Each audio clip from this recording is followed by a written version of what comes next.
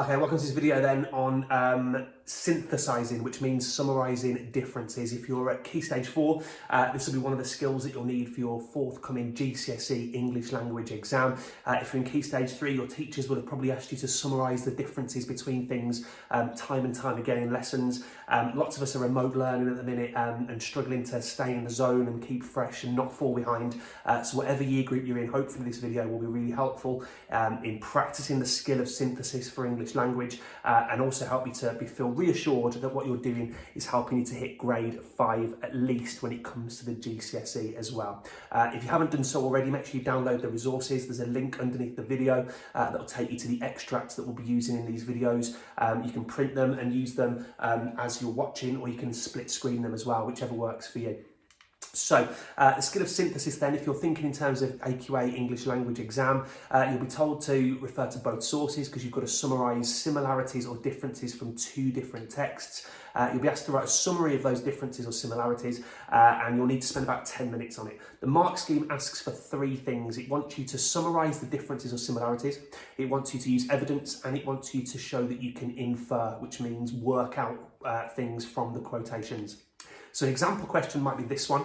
You need to refer to source A and B for this question. Both sources describe childhood. Use details from both sources to write a summary of what you understand about the differences between the childhoods. Now, the two texts about childhood are contained within the link underneath the video. Make sure you've had a look at those and read them through. It's worth doing that once or twice, first of all, and picking out the quotations that you think show the differences between the childhoods explored. One is about a modern spoilt child, the other one is about the poorer children of Victorian London. So the first step is to select a couple of quotes, 2 is plenty, from each text that show childhood. For this response, we're going to follow a PQI method. So P is point about childhood, Q is the quote that shows it, and the I is the inference. We do not need to talk about language in this question. We don't need to talk about the writer's use of adverbs or similes, none of that. We're just focusing on inferences. So don't overcomplicate it, keep it simple. So I've chosen a quotation from both texts. The one about the spoilt child, which is the modern day text, and the one about the poor Victorian children in London, which is your 19th century text. And I'll show you how I've picked those quotes, the things that I'll talk about in the quotes, and then an example paragraph as well. So here's my first quote from source A.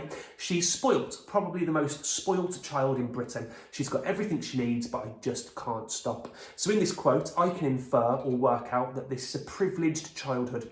She's got expensive items that most adults can't afford. She's got parents that seem addicted to buying her things. And Brogan, the child, is loved by her parents. I can infer all of those things just from that quotation. Let's take a quote then from source B and do the same thing. What inferences can we make from this quote? They are more used to kicks than kisses, to blows than fond embraces.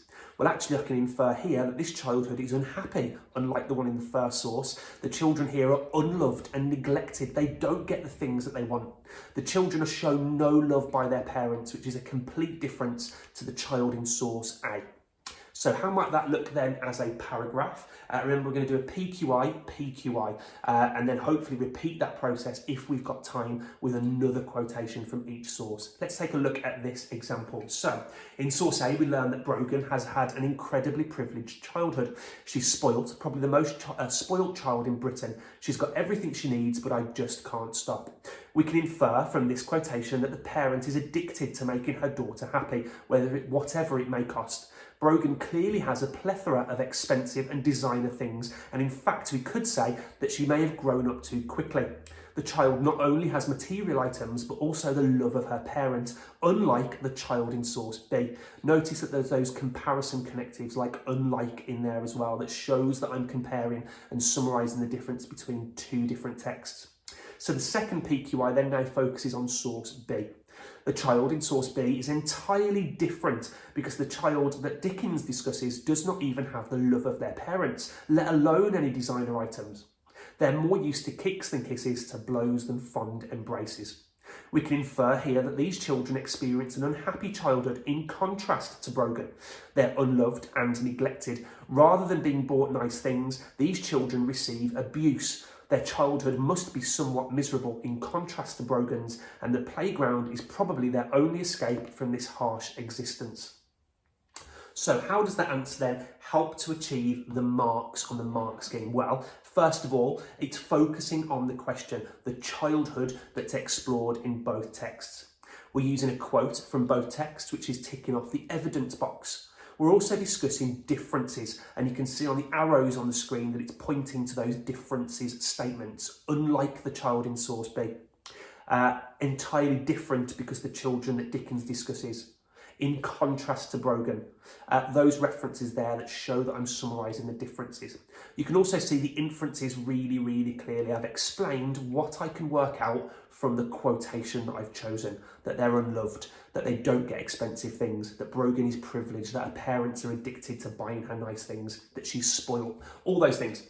So what I would do now is try creating your own PQI using a new pair of quotations. Take a look at source A and source B and choose a quotation from each and try and summarise what you learn as the differences between those childhoods. Chuck your quotes in and make sure you do a nice detailed inference about what you can work out from those quotes as well. Give it a go. Laters.